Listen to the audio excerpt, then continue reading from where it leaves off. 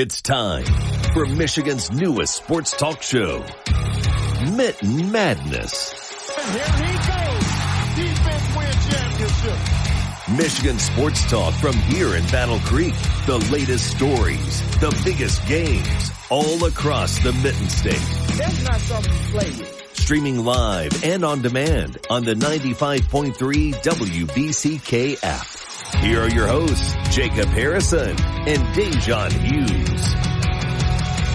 Hello and good morning. It is Mitten Madness on 95.3 WBCK. Jacob Harrison and Da'Jzon Hughes. We are set to talk Michigan sports for the next hour here this morning. We're going to have a fun one. Happy late Valentine's Day. Let's talk Super Bowl 59. Let's talk Lions reactions to Super Bowl 59, what they got to do moving forward. Michigan State basketball. We'll also check in on the Red Wings and the Pistons while they enjoy the All-Star break, and we'll start a brand new season of picks. DJ has won the past, what? How many have we done? 3? We've done 3. I've won 2. We split and tied 1. We tied 1, yeah. I don't remember tying one. It was the one in the middle. I just remember not ever winning it.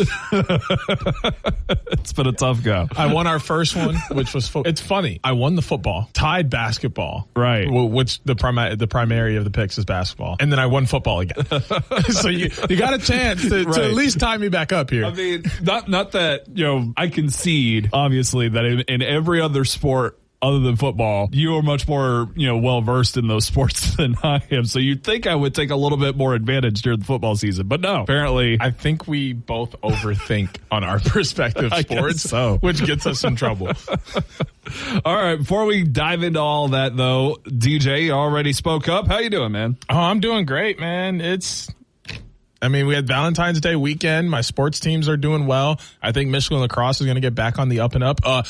I cannot wait to talk about the Michigan Wolverines basketball team in a few moments. So I will save excitement until we get there. And I'm really just happy to be alive, man. I hope you are as well. I try. Oh, and what we're going to dive into in just a few moments. The Chiefs lost, which means my podcast company is doing well as a Philadelphia-centric podcast company. The Eagles are living large, and as we record this on Friday, they are currently enjoying their Super Bowl parade. Yeah. So vibes are at an all-time high over there. Vibes and everything else. The flames. Philadelphia. The crime. Yeah.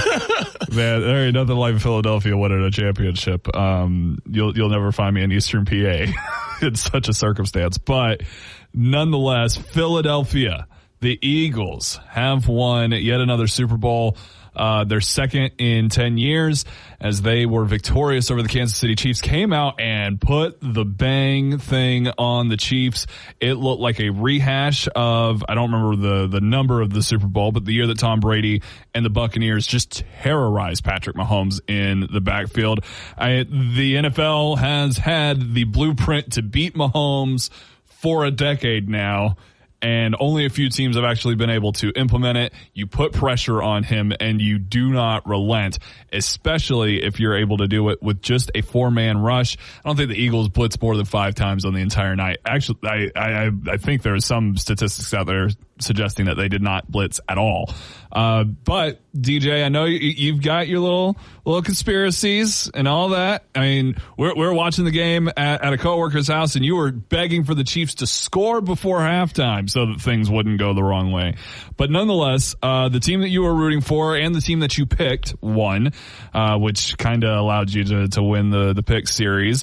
Your reaction to how Super Bowl 59 unfolded in blowout fashion in favor of the Eagles? I do want to point out that you're correct. I was saying I wanted the Chiefs to score before halftime. My big thing there is I was thinking back to that Super Bowl with the Patriots a couple years ago that we talked about pre-pod, which I'm very happy that they won that Super Bowl. I think that was a great Super Bowl. I like the way that playoff played out. But when you have a team that is expected to win, that is this dynasty that just has this great player, you expect them to kind of make a game out of those kind of games. And we've seen it so many times this season where Chiefs were in games they weren't supposed to win, and all of a sudden you look up at the end of it, they're up by 3.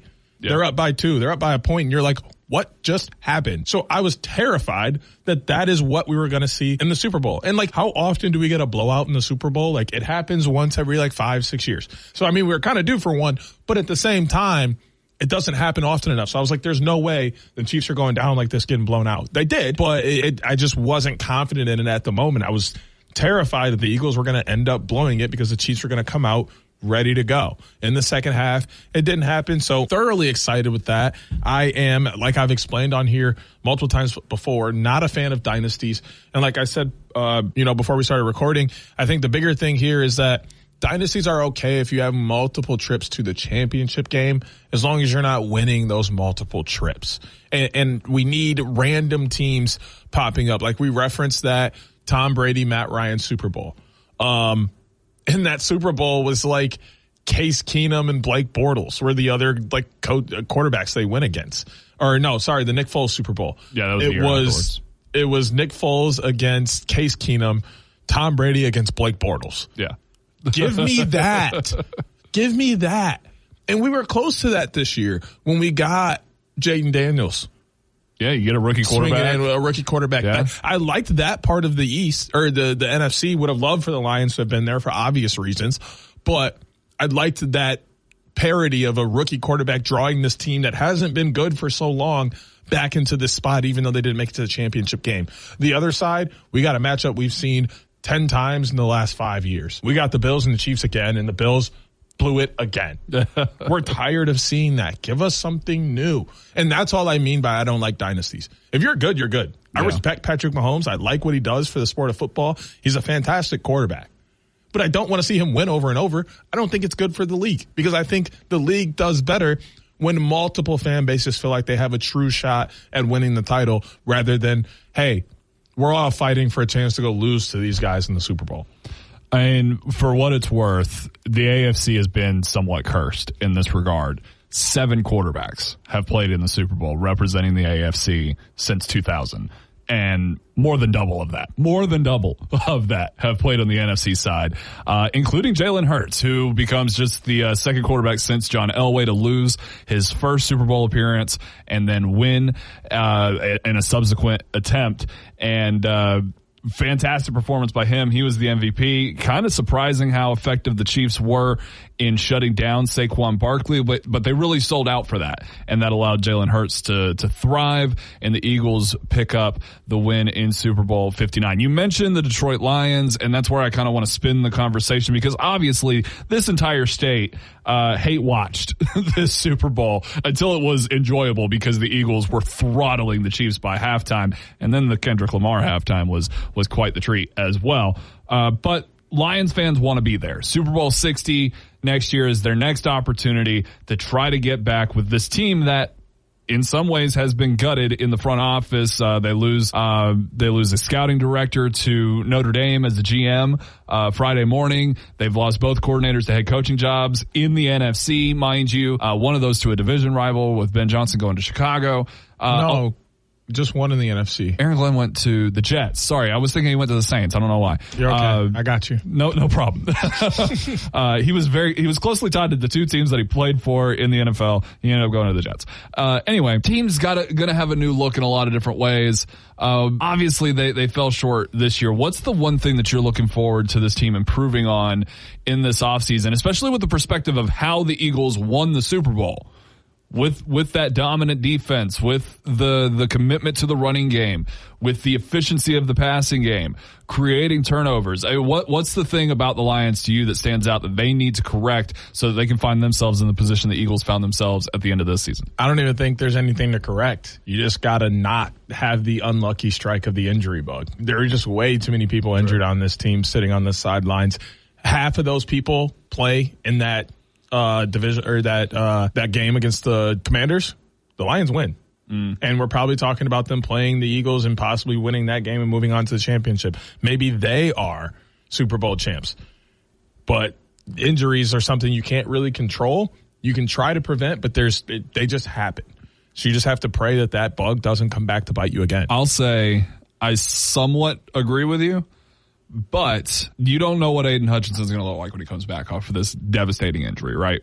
Now, at least, he gets the full offseason to rehab and, wasn't rushed back to play in a Super Bowl. Obviously would have relished that opportunity had it been presented. But nonetheless, I look around and I see the best edge rusher in the NFL, which is tough to admit, based off of the results of last season and subsequent similar seasons. Myles Garrett wants out of Cleveland. He wants to win a championship. Sell the farm for Myles Garrett. If not Myles Garrett, because that's a post-June 1st move that you have to make. They can't, the Browns legitimately cannot trade Myles Garrett before June 1st. So you're going to have to make some decisions before that's even an option. Is Max Crosby available for trade? Can you move up in the draft to take another young stud pass rusher? Because I look at what the Eagles did. There's one thing the Eagles did in that game that the Lions cannot do, and that is pressure a quarterback like Patrick Mahomes against an offensive line like Patrick Mahomes has. People should not be acting like the Chiefs have a bad offensive line. They just got big boy by the best defensive line in football. The Lions need to replicate that aspect of what the Eagles pulled off in this season and find somebody to pair with Aiden Hutchinson on the outside, get healthy back on the interior of the defensive line. I think you've got some solid pieces there. You could probably use somebody a little bit more well-versed in pass rush on the interior, but nonetheless, I think that's where you got to go. You got to be hyper aggressive to go after one of those premier established pass rushers like a Khalil Mack in free agency, like a Max Crosby or Myles Garrett via trade, or moving up and snagging yourself another elite pass rusher. You've got a lot of other pieces behind those guys that if they stay healthy, you can still be competent. You can win a lot of games and play great defense. But I think that's the one thing kind of separating the Eagles as champions from the Lions as effectively runner-ups. All right, we'll take a break and we'll come back and we'll start talking some college basketball. Michigan and Michigan State looking good. We'll talk about it next here on Mitten Madness, 95.3 WBCK.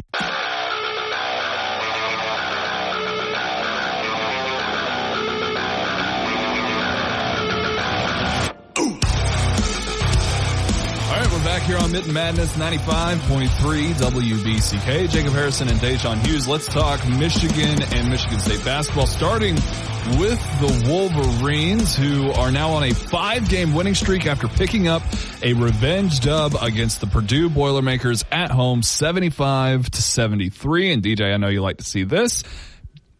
Net neutral in the turnover department. Both teams turned the ball over 11 times, and the Wolverines were just slightly better from the field, and that helped create a difference in which they were able to pull off a 2-point victory over the number 7 team in the land.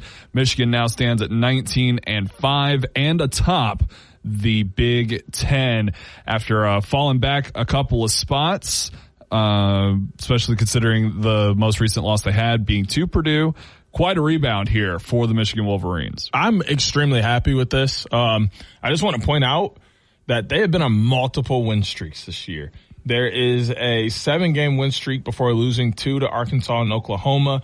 Then they went on a 5-game win streak before dropping one in Minnesota, bounced back, won one against Northwestern, then lost to Purdue. And since that loss to Purdue, they got 5 in a row with getting their get back against Purdue as well. I told everyone Michigan was not 30 points worse than Purdue. I told everyone Purdue's not 30 points better than Michigan, and they went out and proved that, not only by making that game close, but winning that game. Being net neutral in the turnover battle is far better than what we've been the last couple of weeks, but I would love to see that be positive. Can we win the turnover battle? Now we're talking about Michigan basketball being in a very good spot if they're winning the turnover battle in a game. They're able to outscore a lot of teams just off of the offense ability they have. Namari Burnett and Roddy Gale Jr. are great at getting to the basket. They're great slashers and will cut and get open. You have fantastic ball handlers in Trey Donaldson and Danny Wolf who can create for themselves and others. And you have a lockdown guy on the inside in Vlad Golden that like nobody can stop. Your offense is great. You play good defense. You have to limit your turnovers. And we're talking about Michigan being one of the best teams in the country. It's crazy that they're still ranked 20th. But when you look at some of their losses, it's understandable. You just got to keep winning games. You'll keep moving up the ranks. Being number 1 in the Big Ten is the most important thing to you right now. Keep that ranking. Keep winning games. That being said, you got big games coming up. Ohio State, they're 7-7 in the conference. They're 15-10 on the year. They're a good basketball team. You cannot overlook Ohio State, or you might find yourself losing a game you don't want to lose. And then, of course, you got your in-state rival, Michigan State, coming up, a few days after that. And then you get a little bit of a break. You got Nebraska, who you have not played this year but has not been fantastic. They're a middle of the pack team. And then you got Rutgers, who you've already beat this year, and you're welcoming them at home. You're playing very good at home, so I think you might be able to come out with a win in that game as well. Illinois, who has been struggling the last couple weeks, and then you finish out with 2 ranked opponents in Maryland and Michigan State. So if you're able to beat Ohio State, somehow beat Michigan State because it's a home game, rivalry game, you're talking 7 wins in a row. We might be talking 10 by the time you get done with Illinois. And then I don't know if you lose again before conference tournament. If you're going in on 10 game win streak, you play Maryland and Michigan State, you win those 2, you're a lock. They're already a lock for, bracketology and getting into March Madness, but that really solidifies it, and you don't have to worry about what happens in the Big Ten tournament whatsoever. So I think that's the angle for Michigan is you got to win in these last 7. I think you have to win 5 of them to lock for sure. Get yourself a great seed. We're talking top 4 or 5 seed there. If you win 5 of those 7, you win all 7. We might be talking a 1, 2, 3 seed for you. But I think you still have some space to drop a couple and be safe in the Big Ten tournament. Obviously, we're still a month away from Big Ten tournament, starting to solidify what the March Madness tournament is going to look like. You mentioned, the schedule down the stretch. It's manageable. They can win those last 7 games. No doubt about it. Won't necessarily be easy. We've talked a lot, just, passing it by in the office. Like, the Big Ten is a ridiculous basketball conference this year, right? Consider the fact that Rutgers and Illinois being the 2 weaker teams on the schedule here down the stretch for Michigan, and they're separated by 2.5 games, right? Like they're the top and the bottom of that sort of second tier of the Big Ten, and they're both fully capable of beating the best team in the conference based off of the rankings at the moment. That said, the perspective on Michigan is they've been kind of underserved in the rankings all year long. Their losses are kind of a strength as long as you don't pay too much attention to the Minnesota loss and you take into consideration that they got the win back over Purdue after getting very humbled the first time around. So Michigan obviously has something to prove in a lot of different ways, but how much does that extend into the tournament? Because usually you find yourself in a position where you're leading in the conference, you've solidified a position in March Madness, and you don't have a lot to prove to anybody. But this Michigan team, they seem a little undervalued, a little underrated, and like they might have something to prove. And that's why they've been able to get that revenge game back over Purdue, and why you can expect them to at least get one of these Michigan State games as well. When we start getting closer to the Big Ten tournament, we start getting closer to postseason play, how much do you think all of that feeds into how they approach those situations to show the nation that, sure, they're not, the Fab Five or anything, but this is a team that is to be reckoned with, that they can go deep into March Madness and make a serious run because they have not only the talent, but the experience, the wins under their belt in an incredibly tough conference where they've been able to stay on top for most of the season. I don't think they have a lot to prove. I think the only bad loss they have is Minnesota, right? Who's a middle of the pack team in the country. They're 12-12. They're 500. That's not necessarily a bad loss. And you look at their other 4 losses on the year. Purdue, a top 7 team in the country. Nobody's going to look at that as a bad loss. They're probably going to call it a good one, especially when you bounce back and you beat them later in the year. They're going to look back at that game that you lost and go, okay, you turned it over a lot. You were on the road and they were hot. They literally couldn't miss. And then, you bounce back, you bring them inside of your arena, you handle business. That's good for you. And then you look at Arkansas and Oklahoma. They're both toward the middle, or really kind of toward the bottom of the SEC, 11th and 14th. But the SEC is the first or second best conference in basketball this year. Arkansas is 15-9 on the year, and Oklahoma's 16-8. And you lost by a combined 3 points. They're just playing in a tough conference. Yeah. You can't blame them for not necessarily being good when more than half of their conference is ranked in the top 25. Yeah. They're going to lose some games. So those are still quad 2 losses for Michigan. And then their other loss is probably a quad 1 loss. Wake Forest, who they lost to by 2, is 18-7 on the year, 10-4 in the ACC. They're a good basketball team as well. This team has nothing to prove other than that they can't turn the ball over. They have to prove that they can take care of the ball.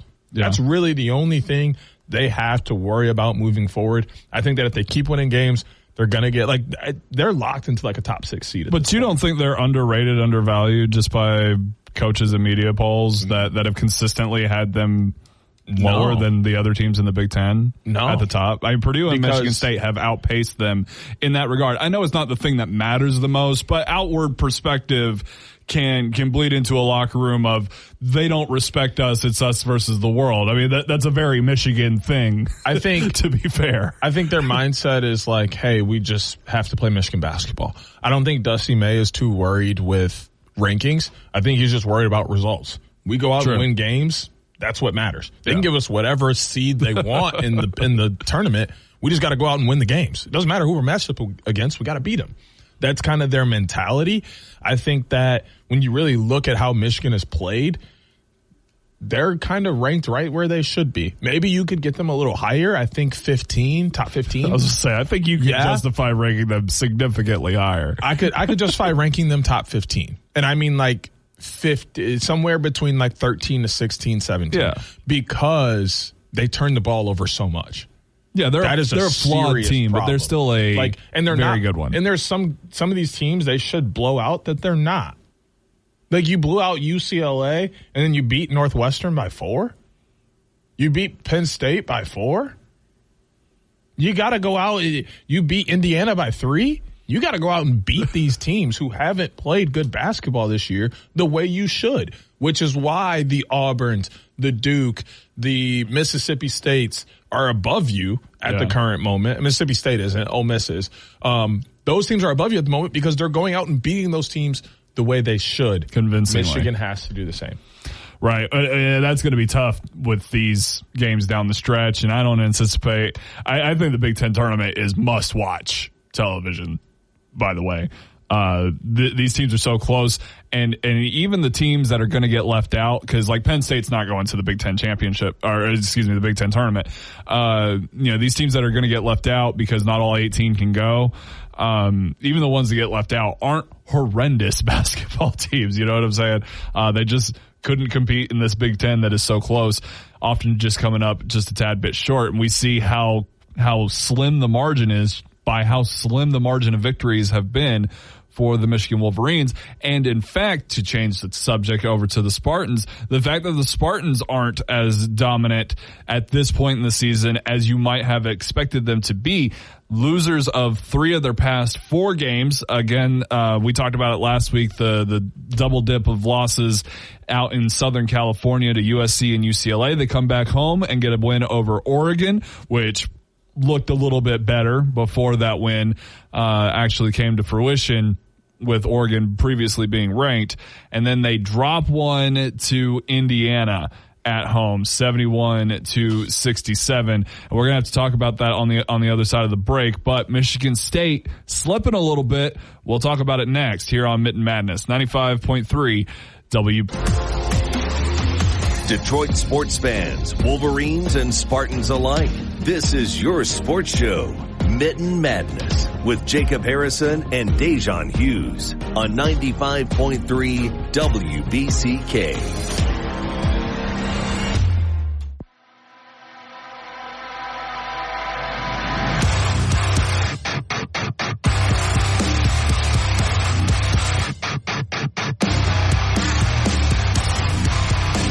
We're back here on Mitten Madness, 95.3 WBCK. Let's talk Michigan State so that we have time to catch up on the Pistons and the Red Wings, hopefully, within our short segment. The Spartans, losers of 3 out of their last 4, most recently dropping one to Indiana. The Spartans started the week ranked number 11. Now they're down to 3rd place in the Big Ten, a game back from Michigan, half a game back from Purdue, who they've got in just a matter of 3 days. They've got Illinois later tonight, Purdue in a couple of days, and then tough stretch after that as well. Michigan twice, Maryland, Wisconsin, Iowa will catch you napping if you let them. It's a tough stretch here for Michigan State, and they're not playing their best basketball at the worst possible time. Yeah, I mean, but I don't. They catch a little bit of a break here. When you lose 3 conference games that you hadn't lost any before, you're still near the top of your rankings. When you have quality wins like beating a ranked Illinois, beating a ranked North Carolina, losing by 5 or losing by 8, to a ranked Kansas. That helps you out. Beating Ohio State, who's a quality win this year. You beat Rutgers. You beat Oregon. Like, you have some quality wins. So you have to keep up those quality wins to combat some of these losses. I think you got to win a few of these ranked games. I mean, I'm praying you don't beat Michigan because of my Michigan fandom. That would be a good win for you. A win over Purdue, a good win. Maryland, Wisconsin, good win. Illinois, still a good win if you're able to beat them again. So I think they just have to turn their focus to what they have in front of them because they're a lock for the NCAA tournament. Oh, yeah. They're a lock for March Madness. They're 19-5 currently on the year. They're 10-3 in the conference. They're not going to get kicked out of the tournament. You just got to watch where your seeding is going to be, and how you finish out the season will determine that. But more importantly, like I've said 1,000 times over, Michigan State is a get to March Madness and then we'll play our best basketball kind of team. So their best basketball is yet to come. They've played good basketball already this year, but the scary part about that is when Tom Izzo is standing on the sideline as a coach, you know the best basketball ain't happening until mid-March, early April. We'll talk about Izzo in just a second. I do just want to point out it's a little strange that their first 2 losses were such quality losses. And then they went on the huge winning streak, and now their losses are like, bro. Well, like these are some strange losses. The USC UCLA loss, I don't find those too strange. Those are 2 very decent teams in the Big Ten. They're probably going to be in March Madness. Yes, definitely in comparison. Yeah, not games you should lose, but we do want to factor in that's a West Coast trip. Yeah, not easy. They sat over there for 2 days. More than 2 days. They sat over there for like a week. Practiced over there. You're getting up. It's first off, that's 3-hour difference. Their days are completely thrown off. Even if you're out there for a week, that's a week of difference. Then you got to come back and readjust at home, which is probably why they lost that game against Indiana. They felt decent against Oregon, but then your body's tired again because of the 3-hour difference. So after taking that road trip, they lose a couple, they lose one at home. It kind of makes sense when you think about the travel and the time difference and all of those things. So those aren't necessarily terrible losses, but in comparison to what they've had in the year, you would have expected them to win those games. I think the Indiana loss is the one that's like eye alarming. Yeah. What happened here, along with their loss to Memphis earlier in the year. Well, and there was extra story there with the Indiana loss because Tom Izzo was going for the Big Ten conference win record held by Bob Knight, and obviously that's and there was a questionable foul call at the end of that game as well that ended up giving Indiana the insurmountable lead because there was only a few seconds left. They were up 2, put them on the free throw line, like. Michigan State, to me, it was very good defense. They called a bump foul on the sideline. It should have been out of bounds. Michigan State should have had the ball, but that's not what happened. Turned into a controversy. Indiana wins regardless. Yeah, it would have been interesting if Izzo got win number 354 against Indiana. Instead, they will shoot to get that tonight against Illinois. That game between the Spartans and the Fighting Illini at 8 p.m. on Fox. All right, let's try to catch up here real quick with the Red Wings and the Pistons. I want to start with the Pistons because, oh boy, closing out on a 4-game winning streak, 2 back-to-back road dubs against the Chicago Bulls, which actually brings Detroit up and kind of kicks Chicago out of the club. I mean, Chicago really doesn't have much of a shot now. It'd take an insurmountable comeback to try to catch up with Detroit in the playoff race.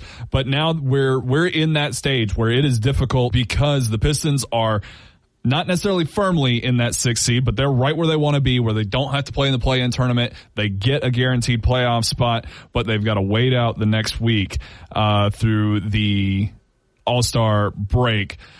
We talked about it a little bit last week, but considering how they closed out that first chunk of the season with 4 straight victories, how are you feeling about the Pistons' shot of preserving that 6th seed through the last couple of months of the NBA regular season? It's going to be an interesting time. The schedule is not necessarily in their favor, but it's not necessarily not, which is weird to say.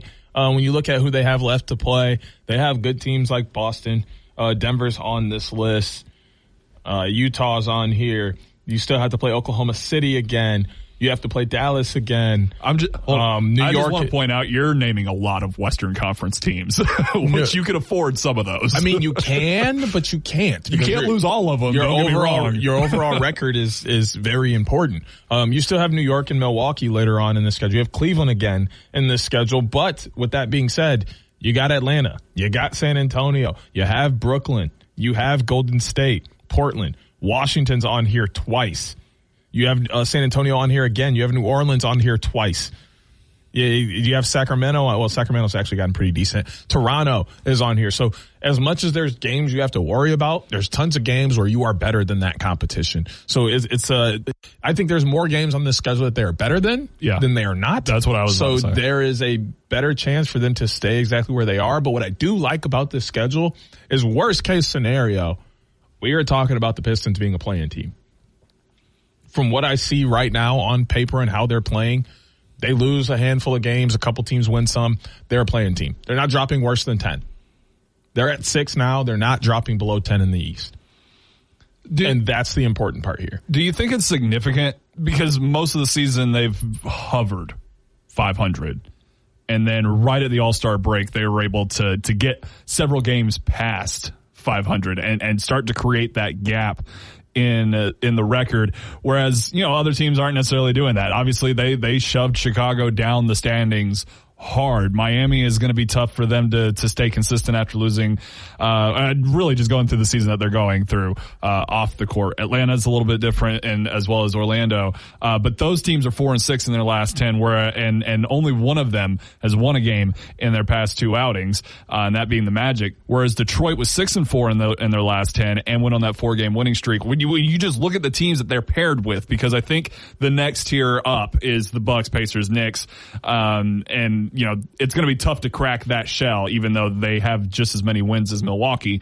I mean, when you compare that, that's got to be a significant detail there for the Pistons. Yeah, I think that the bigger thing here is that you have to win your Eastern Conference games, and then you have to be able to win a few of those Western Conference games to keep yourself in a good position, stay around that 500 mark. But you really want to try and advance maybe 4 or 5 games above that, give yourself some cushion room, and I think they're in a position to do so. All right, we don't have time to catch up too much on the Red Wings. They did not close out on a winning streak, though. They had a significant win streak, 7 games before losing one to the Lightning just before the All-Star break.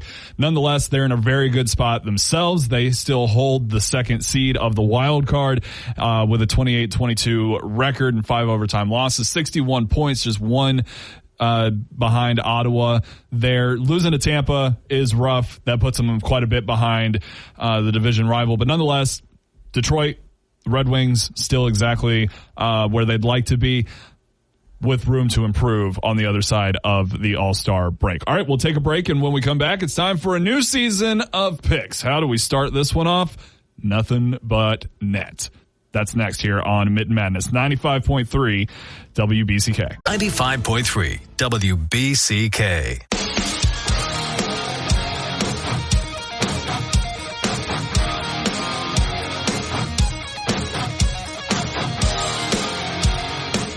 All right, we're back here on Mitten Madness 95.3 WBCK. Jacob Harrison and Da'Jzon Hughes. It's time for our next season of picks. But I guess, DJ, do you have the final records? I do.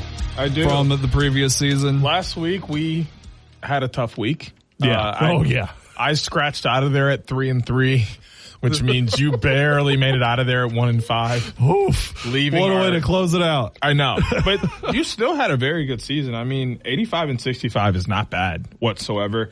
And I ended up coming in at 89-61. So pretty solid season of picks for us. I mean, I'll say this. We tied once. The other 2 times you won. It's not as if you blew me out. No, not at all. I've not carried away with this at all. So I just want everybody out there to know I've never felt comfortable with a lead here, because there's been multiple times you have come back from me being up like 4 or 5 games, only to fall right back down after I gained all that ground. So let's start strong. I think these are some interesting games where we're gonna have some differentiating picks, but we'll see how things go. I'm gonna get us started with the college basketball Egg Bowl. The Ole Miss Rebels are set to host those damnable cowbell-toting Mississippi State Bulldogs. No, I am not biased to. No, I am. Man, I hate Mississippi State. DJ, who you got between the number 19 Rebels and the number 22 Bulldogs? This was tough for me because we were talking about this a little bit before recording. They are never really good at basketball at the same time. Yeah. Normally one team might be good here and there and the other's really bad. This year they're both really good. They both have played very good basketball. But I think what I like more about Ole Miss over Mississippi State is their prowess on defense, the way they play defense, how hard they play. And they lost to Auburn, the number 1 team in the country, by 10. They beat Kentucky. They beat Texas, beat LSU. On the flip side, you got Florida handing it to Mississippi State. You got Bama squeezing out with a 4-point win over Mississippi didn't look State, good in that game, which is good. But like you said, they did not look good whatsoever. And then Mizzou absolutely smacked Mississippi State around. So I'm trusting the prowess of Ole Miss on the defensive end to come out on top. I'm with you. Hotty toddy. Ole Miss has performed better against better teams than Mississippi State has, especially recently. Alabama looked bad against Mississippi State, not Mississippi State looking good. Yeah. Ole Miss is going to win this one. We're going to take a trip up to the wonderful state of Michigan. We're here in the Mitten. Plenty of basketball going down here. The first game we'll start with is with that dreaded state down south. Oh, so tired of playing those folks, but it's the first one. Thought you were going to finish with that one. No, it's the first one up on the docket. It's Sunday. It's Sunday. And for whatever reason, ESPN thinks that those dreaded Buckeyes have a 60.4% chance of beating our Michigan Wolverines, probably because this is at the Schottenstein Center. It's a 1 p.m. tip-off on Sunday. Michigan, they won their last 5, as we know, 5-game winning streak. Ohio State has lost a game to Nebraska and Illinois, but they have beat Penn State, Maryland, and Washington. Will Michigan continue to stay well in that turnover battle and come out on top of the Buckeyes? Or will the Buckeyes come out with a shocking victory that will 100% help their resume? So Ohio State's pretty good at causing turnovers, 6.5 steals per game. I'm not concerned. I'm not going to lie. Michigan has too much firepower offensively, and I don't think Ohio State can stand up to that in any regard. I'm going with the Wolverines. I'm glad you agree with me. Obviously, I'm not picking that team down there. There's very few times that I've done so, and this is not one of them. So, yeah, go blue. Danny Wolf, Vlad Golden for the win. And Reuben Jones has been fantastic off the bench for Michigan. I hope that he continues his good play, but I got Michigan taking down the Buckeyes. Let's get down to the Big 12. The Houston Cougars taking on the Arizona Wildcats. Wild that is a Big 12 matchup, by the way. Like this still takes time to set in. Nonetheless, fun game later today, 2 p.m. And the Cougars are a 1.5 point favorite. ESPN gives them a 58.3% chance of victory as they're riding a 3-game winning streak. Arizona dropped one the other day to Kansas State by 3. Tight matchup here, DJ. Who you got?